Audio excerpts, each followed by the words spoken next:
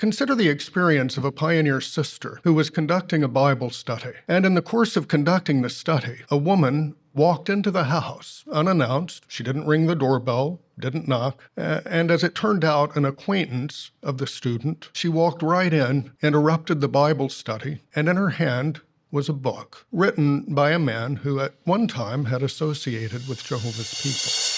This one is one of the worst and cultiest JW broadcasting we've had in recent memory. And it's not even presented by a governing body member.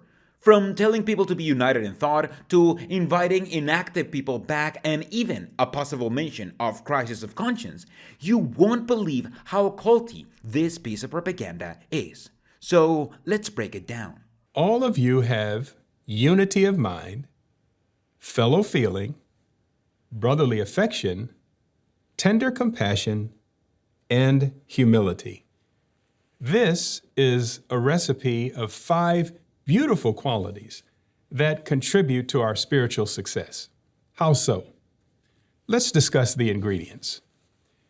Peter first mentions unity of mind. In this chapter, Peter is describing how people should treat each other in and out of the congregation. First describing how a husband and wife should treat each other, and now describing how people should treat each other in the congregation.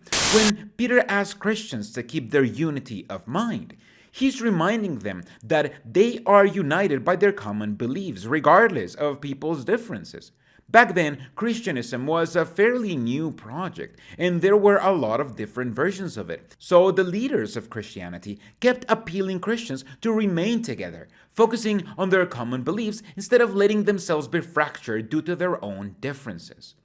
We can see a similar appeal from Paul in 1 Corinthians chapter 2, verse 16, where he tells the Corinthians to stop judging each other and instead remain in the mind of Christ. However, there's a reason why Anthony Griffin read this verse in Peter and not the one in Corinthians. And that's because they don't like being Christians. Instead, Jehovah's Witnesses like to pretend that you should remain in the mind not of Christ, but of their own leaders. The footnote says, think in agreement. So we must think in agreement with one another, but especially with Jehovah and his organization. In what way? The latter part of Isaiah 30:15 says, your strength will be in keeping calm and showing trust. That's exactly what the faithful slave has done. So let us have unity of mind with them and have the same calmness and confidence in Jehovah as we face personal challenges in our life. Did you see the bait and switch? He starts by saying that you should have unity in mind with Jehovah, which isn't anywhere in the Bible. That's because Jehovah is a stand-in for the governing body, even if Jehovah's Witnesses don't know it. And then he proceeds to make it explicit by directly telling you that you should keep unity with the faithful and discreet slave, aka the leaders of the religion, which again is nowhere in the Bible. This is completely unbiblical, but an excuse to follow humans is needed by every cult. And this is how this one uses the Bible to pretend that it says to follow men instead of follow Jesus. And they go on to insert those human leaders into the Bible. A Shunammite woman is mentioned who had confidence in the prophet Elisha. She suffered a terrible tragedy in her life, yet she remained calm and showed trust in the man of the true God, Elisha. Her example of trust in Jehovah's representative is worthy of imitation. In fact, there is an expression she uses in chapter 4 that conveys the level of trust we want to have in Jehovah and his earthly representatives today. According to Jehovah's Witnesses, the leaders of the religion are basically the equivalent of the prophets of old, as we literally just heard.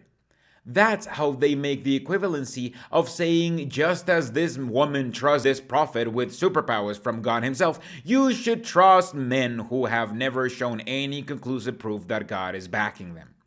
This prophet goes on to resurrect this lady's kid, rewarding her for her trust. But the governing body cannot do anything similar to reward anyone for theirs, because they simply have no proof that they are backed by God. And yet, they have to remind you that you are to be united in thought with them. Otherwise, the devil wins. As this system draws to a close, Satan will try to divide us from within. So, love for our brothers and sisters and empathizing with one another will become ever more important. It will serve to unify us. Think of the empathy of Jehovah's organization. We all have personal challenges, but so do our overseers, those taking the lead in the organization here on earth. Some of them have lost loved ones in death, just like us. Some have experienced sickness and anxiety, just like us. We love them for their empathy. Think about the heavenly part of Jehovah's organization. Since Satan's rebellion, Jehovah has been disappointed, saddened, angered at the actions of imperfect men.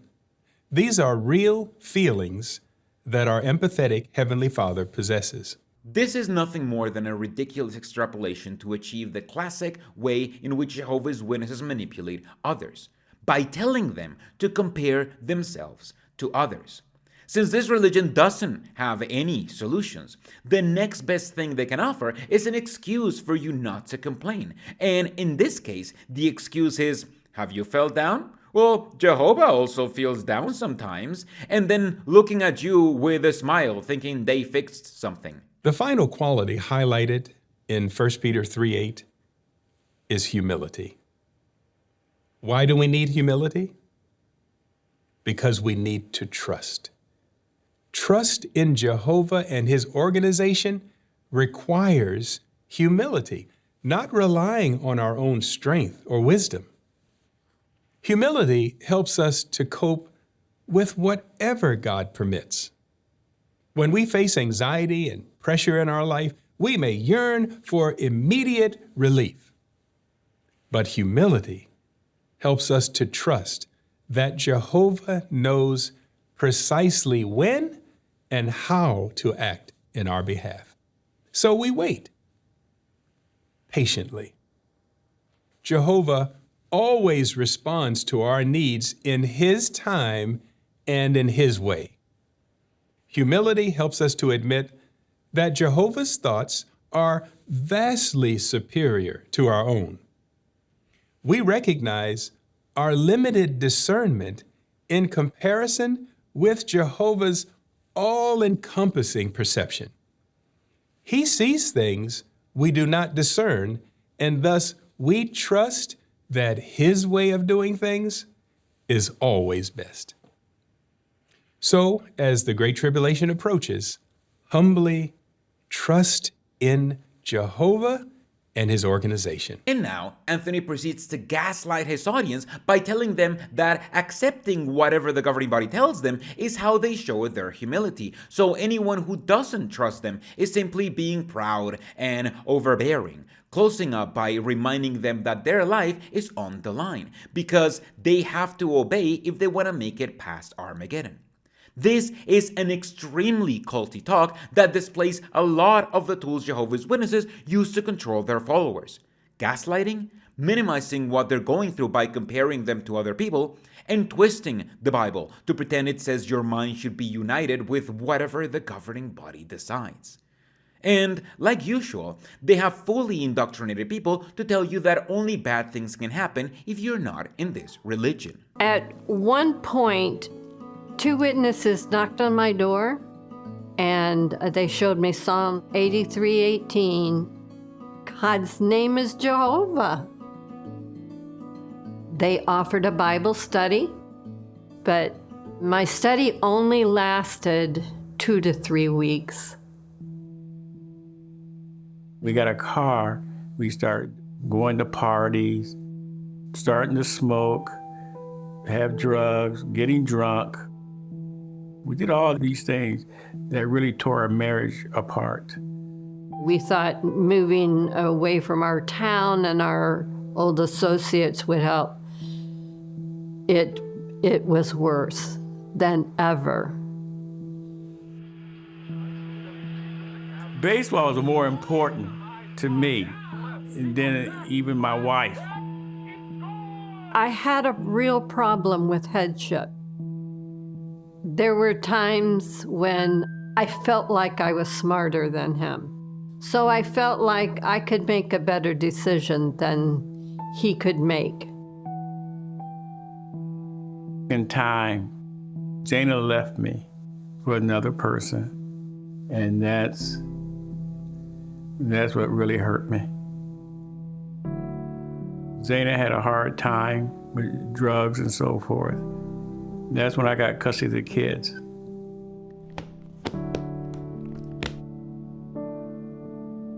I decided at that moment I was done. And Jehovah popped into my head. I remember getting down and telling Jehovah, just show me what to do. I went through the telephone book and looked up Jehovah's Witnesses. They gave me a book, a family life book. I showed him that book. And I told him, had we applied this in our marriage from the beginning, our marriage would have never broke up. My mind was going, really? Really? But I see she was doing things in a spiritual way. She stopped doing drugs. These stories are extremely common in the Jehovah's Witness propaganda, just as they are in any other cult. These stories don't rely on the Bible. Instead, they're cherry-picked and re-dramatized to show followers that there's nothing but despair waiting for them if they leave the cult. Here, they literally come out and say that if they had been listening to what the Jehovah's Witnesses preach about, they wouldn't have broken up, and show us the family life book, an extremely sexist and outdated book that even modern Jehovah's Witnesses don't have access to. These are some of the tips it had for a wife like her. Above all, don't try to usurp his headship. If you succeed, you won't like him, and he won't like you or himself. Maybe he does not take the lead as he should. Can you encourage him to do so? Do you express appreciation for any effort he makes at taking the lead? Do you cooperate with and encourage him when he does show some initiative? Or do you tell him that he is wrong, that his plan won't work? Many young women start off married life with a handicap because their mothers did not teach them how to cook, but they can learn. And a wise woman will learn how to do it well. Cooking is an art. When a meal is prepared, it not only fills the stomach, but also brings response from the heart. There is much that can be learned about preparing food. It is beneficial to become informed on the basics of nutrition so that you can safeguard the health of your family. But simply setting nutritious food before your husband is not necessarily going to win his praise. The Bible tells us that Isaac's wife, Rebekah, knew how to prepare food in a tasty manner, in such a way that her husband was fond of it. Many wives could benefit from her example. Weeping and nagging are not wise. They are damaging to a marriage. They alienate a husband. The Bible warns against such practices, as in the following scriptures quoted from the New English Bible. He who harps on something breaks up friendship. A nagging wife is like water dripping endlessly. Better to live alone in the desert than with a nagging and ill-tempered wife. Endless dripping on a rainy day, that is what a nagging wife is like. As well try to control the wind as to control her. As well to pick up oil in one's fingers. Why do the scriptures single out the wife for this counsel? Probably because women are generally more emotional and more inclined to give vent to their feelings, especially when they are disturbed about something. All of those are just from chapter 5, by the way. That's why modern Jehovah's Witnesses will only see the cover of that book on their propaganda, but likely never its contents. They're still misogynists, don't get me wrong. They've just gotten better at saying it in the least problematic way possible. One of the scriptures that helped me to rebuild our marriage is 1 Corinthians 11:3. Art is my head. I am not the head. Knowing that everybody but Jehovah has a head, I view that as a protection. Now I don't have to make decisions on my own. Jehovah's Witnesses now basically say, well, the Bible says that the head of every woman is their husband, which is fair because the head of every husband is Jesus, to justify their misogynist beliefs, and ignore all of the verses about women in position of authority, even in the 1st century. To them, women have to be in subjection to their husbands in the same misogynist way that they did 40 years ago. It's just that they've grown afraid, and they just don't say it with their chest like they used to. Jehovah's Witnesses are known for publishing in hundreds of languages, with a website recognized as the most widely translated in the world. But have you ever wondered how we're able to release our literature in print and online in so many languages at once? The answer involves a cutting-edge publishing system that our brothers developed more than 40 years ago, a breakthrough in publishing called MEPS. But just what is MEPS? After the photodrama of creation, MEPS is probably the most revolutionary thing the Jehovah's Witnesses have ever done.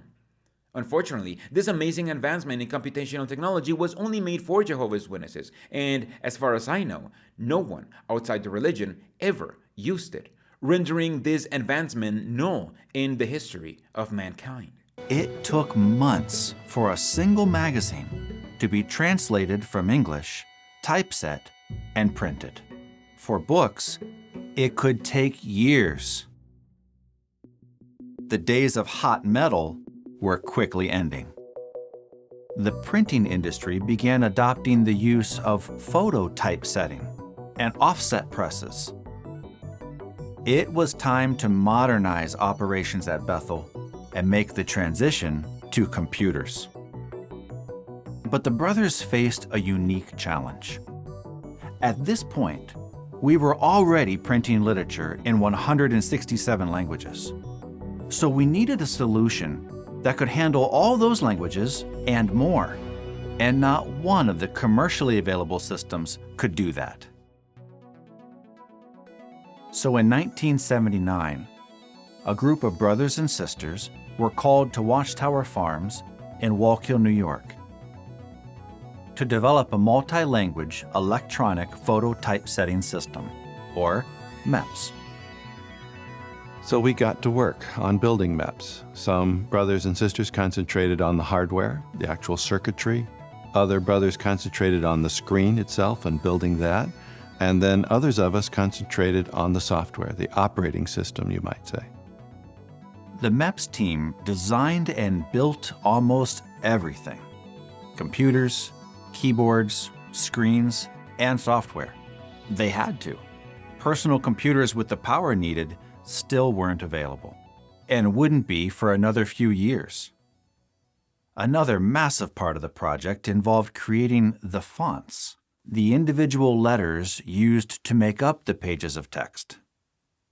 Commercial fonts weren't available or were too expensive for many of the languages needed. So brothers and sisters had to draw each character by hand and scan them into the computer. For some languages, this meant drawing thousands of characters. The software then had to be programmed with all the rules for spacing and hyphenation so that words and characters could be displayed correctly. Just 3 years after the project began, the first MEPS unit was completed in 1982. With MEPS, an operator could enter text at a computer workstation in any supported language. After this, the workstation could be used to format the text and compose pages. This approach allowed the brothers to use a single-page layout to produce the same publication for all languages.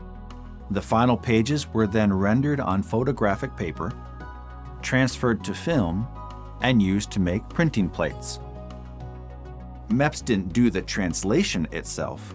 That was, and still is, a job for human translators. But it allowed all the pre-press work to be completed in a fraction of the time. MEPS was a revolutionary piece of translating technology that was developed in the early 80s, with proprietary fonts and custom-made tools for Watchtower. This is like if 10 years ago, the Jehovah's Witnesses had developed some sort of streamlined Skype or Zoom-like app with the most powerful streaming capabilities in the world to promote their propaganda, instead of simply putting JW broadcasts together and not even making it available in full HD after 10 years. And I'm pretty sure it would have been a huge translating tool around the world if Jehovah's Witnesses had done the Christian thing and shared it, which they obviously didn't. Instead, this was exclusively used as a way to strengthen the grip the religion had around its followers. MEPS achieved something even more important than increased speed and efficiency. It addressed a global spiritual need. Even before the MEPS project began, the governing body realized that if Jehovah's Witnesses worldwide could somehow study the same material each week at meetings, it would unite them as never before. And it was clear that with MEPS, along with faster presses and other adjustments in production, this could finally become a reality. In fact, so much time could be saved in this projected operation that someday we may be able to bring out the Watchtower in all principal languages, with each dated issue containing exactly the same spiritual food for the brothers all around the world. The April 1st, 1984 issue of the Watchtower became the first to be published in multiple languages simultaneously. In just the next year, the number of simultaneous languages grew to 23. And by 2021, the study edition of the Watchtower was being published simultaneously in more than 390 languages. Almost all of Jehovah's Witnesses are now able to study the same spiritual food at our meetings at the same time. Truly a modern-day miracle. That's right. Ever wonder how Jehovah's Witnesses started studying the same thing every meeting? It was all thanks to MEPS. This allowed the unification of this cult in levels never seen before, with people all around the world studying exactly the same material in their language.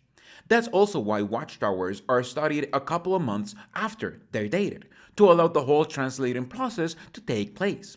And even though now they don't need a couple of months to print anything, they still do it because what would the Jehovah's Witness religion be if it didn't have any vestigial doctrines?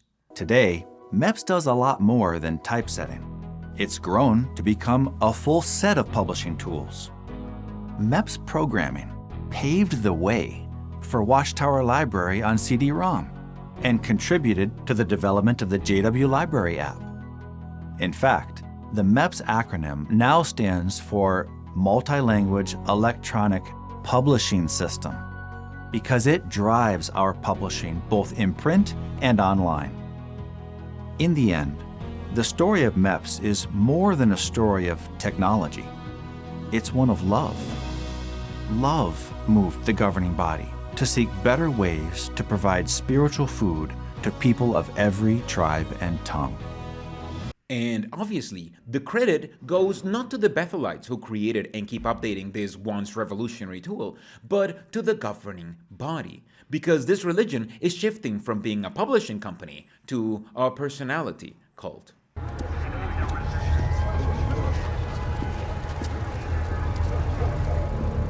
I knew this day would come. True Christians expect opposition. But it hurt to see Brother Vasil get arrested.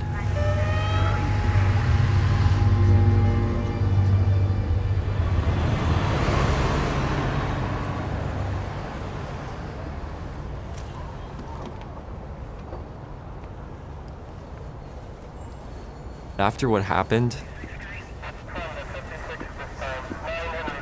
I was scared to talk about Jehovah.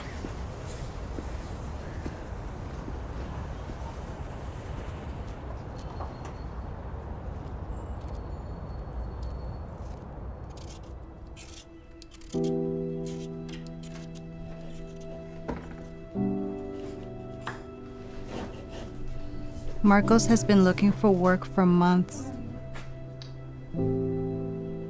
It's starting to feel hopeless.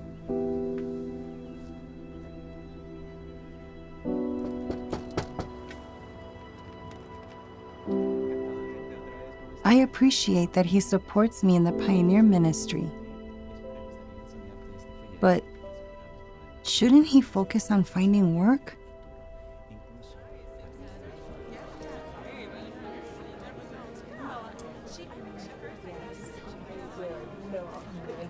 I was so happy when I heard Nicole got invited to SKE.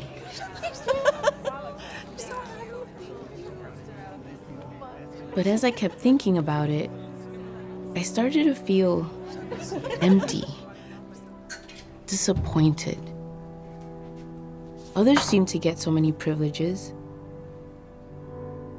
Why not me? These are dramatizations of what the leadership of the religion expects its followers to worry about. Persecution from governments, going to preach instead of looking for a job, and jealousy when you see others get achievements in the cult instead of you.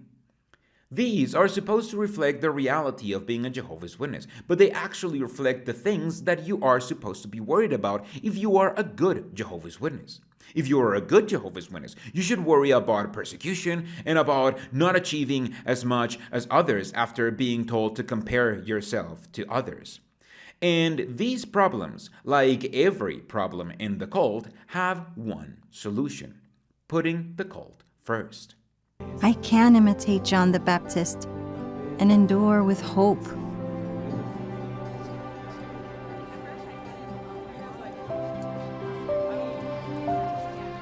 I have so many reasons to be joyful. Among them, seeing Jehovah use others to accomplish his will.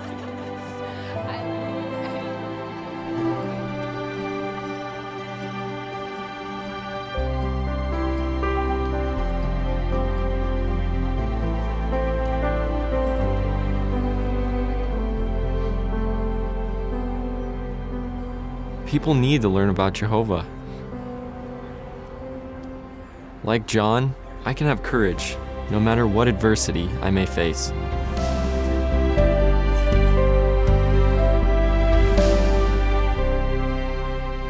Jehovah's Witnesses are directly being told that what matters is not what they want, but what the cult wants. If you're a wife who wants your husband to spend more time looking for a job to buy food and less time trying to indoctrinate people for the cult, you need to suck it up and just learn to not eat for a while. If you're jealous about others being chosen for prestigious activities in the cult instead of you, you need to suck it up and just be happy that they're working for the cult. If you're afraid that preaching might make you a target for the government, you need to, guess what, suck it up and do it for the cult. Repress your feelings, put on a smile, and get back to work. Have you ever been confronted by a bad report, a false report about Jehovah's people? It may be a newspaper article or a segment on the evening news, or perhaps some subject is brought up in the ministry. It could be a broad range of subjects.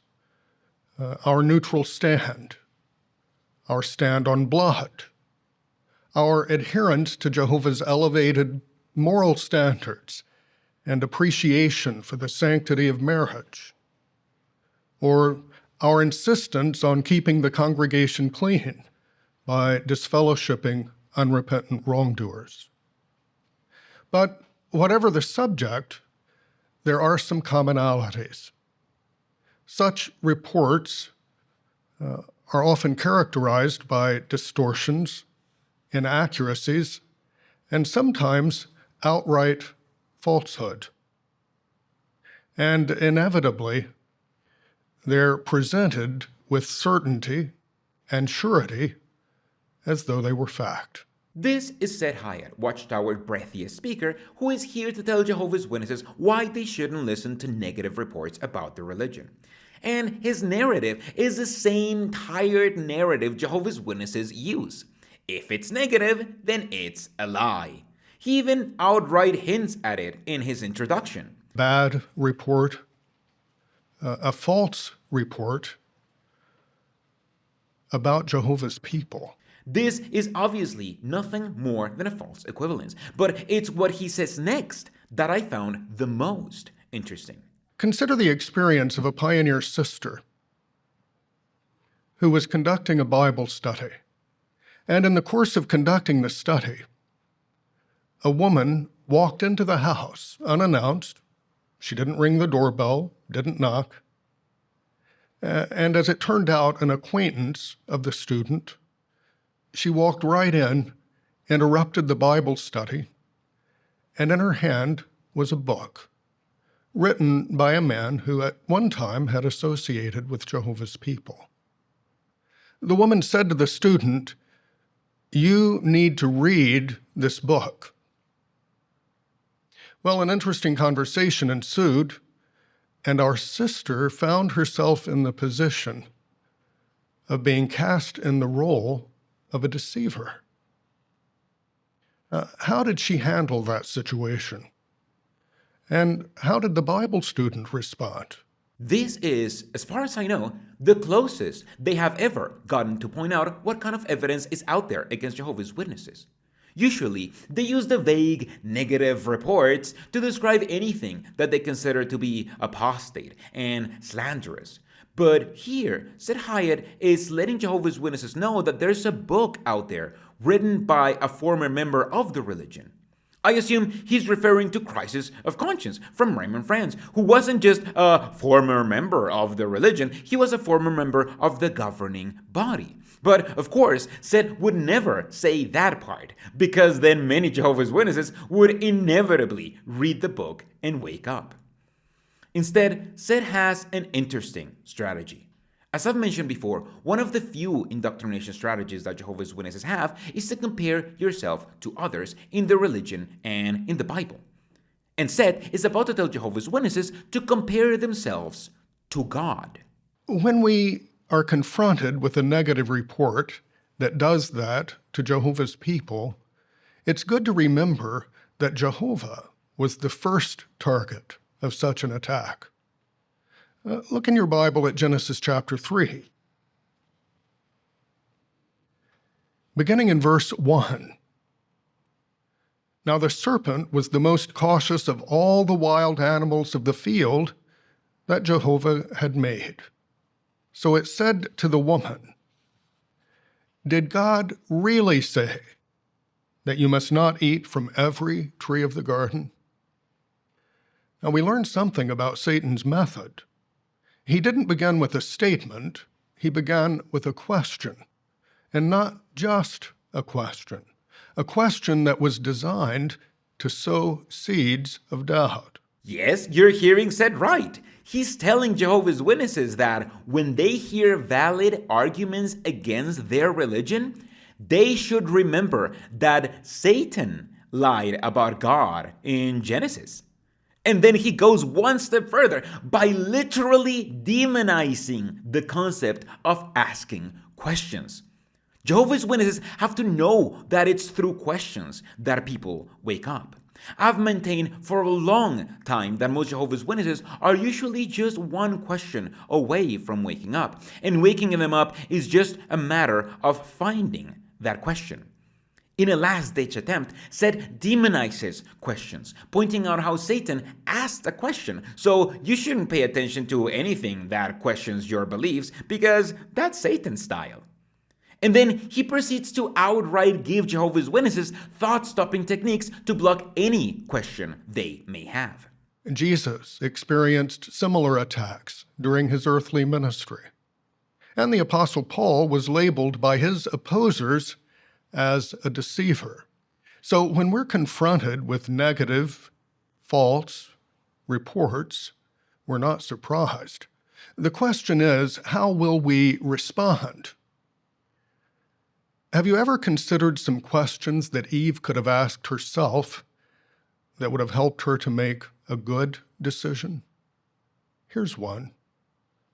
What do I know about the person who is the source of this negative report? What is his motive? Does he have my best interests at heart, or does he have an agenda? And another question. Before I accept as truth a negative report from someone I don't know, is there someone I do know, someone I trust, who I can talk with and get some good advice? That's how you combat doubts. Not by researching and making sure of your beliefs, no, but by finding excuses to dismiss the messenger and listen to indoctrinated people instead. And that's exactly how this real-life example about someone interrupting a Bible study while waving around crisis of conscience ends. How about the pioneer sister and the Bible student that I mentioned earlier? How did they handle the situation?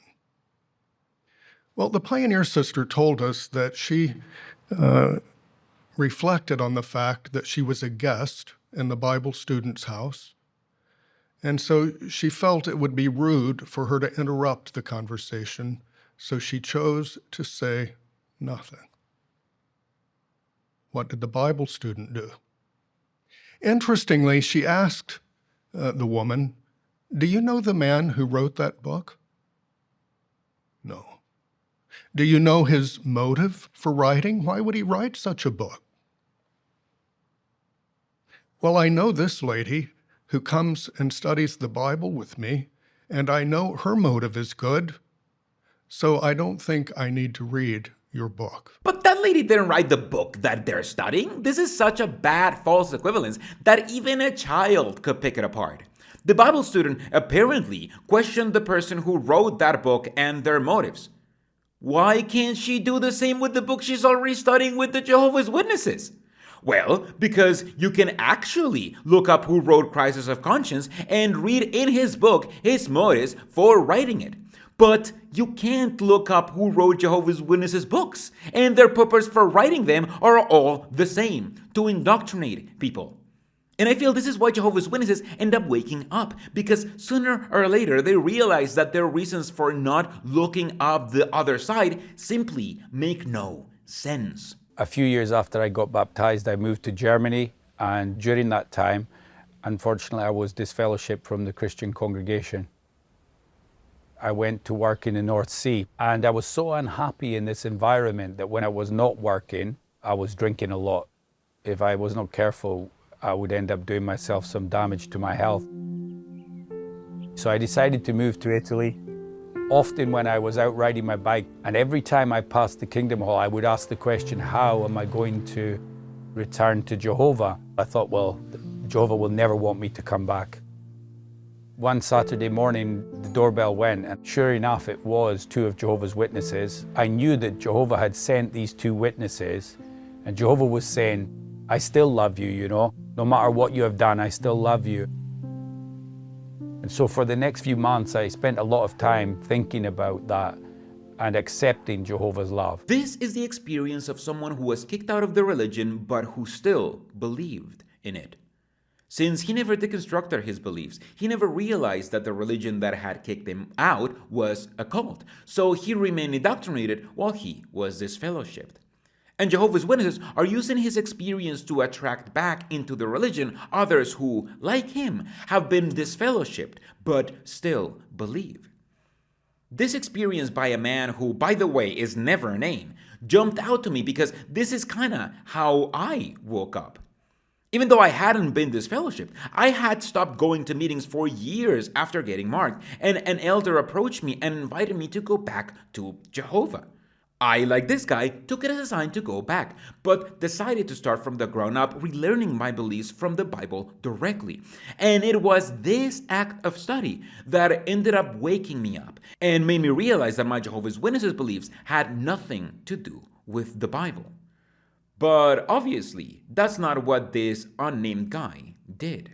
I had a lot of free time on my hands, so I read the Bible a lot and the publications from Jehovah's Witnesses. And there was something in those publications that touched me because it said, "Return to me, whole-souled. Let's set matters straight between us now." I spoke with the elders and told them of my intent to attend all the meetings and to serve Jehovah whole-souled. And after a period of time, I was reinstated in the congregation. When I tried to do things my own way, my life ended up out of balance, a mess. I was so unhappy, but with Jehovah in my life, it gave me more balance in my life. It was about learning to accept Jehovah's love. And when I did that, I started to make progress because I was able to accept Jehovah's love, but I was also able to accept the love through the brothers in the congregation. Jehovah's love is way greater than that. Jehovah's love is able to cover everything. So I realized that Jehovah's wisdom is for me priceless because Jehovah is the only one who can turn a negative situation into something positive and give us a real sense of purpose and happiness in our life. And since he never deconstructed his beliefs, he simply accepted that disfellowshipping was how God showed love and went back into the congregation. And if you thought that this was the only way that Jehovah's Witnesses are begging inactive people to come back, you are deeply mistaken. Have you, like Brother McKay, strayed? Have you become inactive or even been removed from the congregation? Consider the following invitation, so warmly brought to life in our new music video, Home.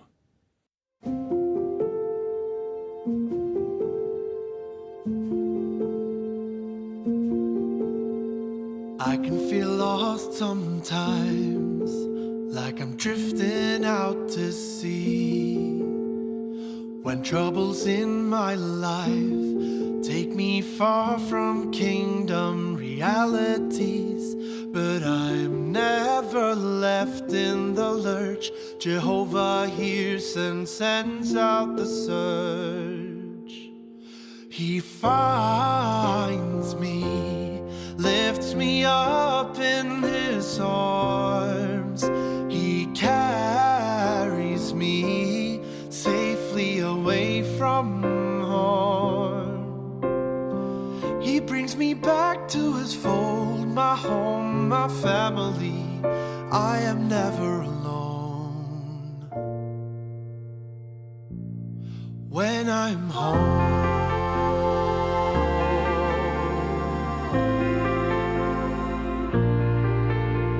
That's right, they made a video about an inactive but still indoctrinated person returning to the congregation, complete with a little slideshow of people who did that in real life. And like most of their songs, it's better enjoyed if you just adjust the speed a little bit. He'll find you, lead you back with his voice, remind you, serving him was your best choice. He'll bring you back to his fold, your home, your family. You are never alone when you're home. I will be singing, you made it back, welcome home. It's where you belong, and we're so happy to see you. Now you're home.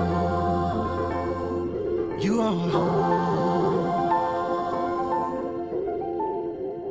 He found you, lifted you up in his arms. He carried you safely away from harm. He brought you back to his fold. You'll never be alone when you're home.